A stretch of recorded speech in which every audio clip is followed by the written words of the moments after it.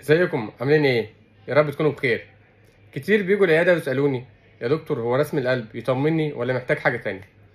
ببساطه يا جماعه، رسم القلب زي صوره سريعه بنشوف بيها النشاط الكهربائي للقلب. يعني ممكن يبين لخبطه في الضربات اللي هي اريزميا، او علامات لجلطه قديمه، او نقص في الدم اللي واصل لعضله القلب، لكن مش دايما بيكشف كل حاجه. يعني لو رسم القلب طلع سليم مش معناها ان القلب 100% كويس.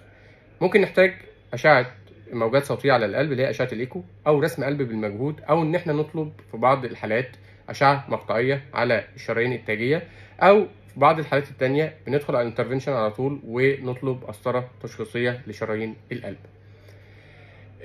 طبعا اللي بيحدد ده هو الطبيب المعالج بعد ما بيسمعك وبيشوف الأعراض اللي أنت بتشتكي منها، ويشوف الريسك فاكتور أو العوامل الخطورة اللي موجودة عندك.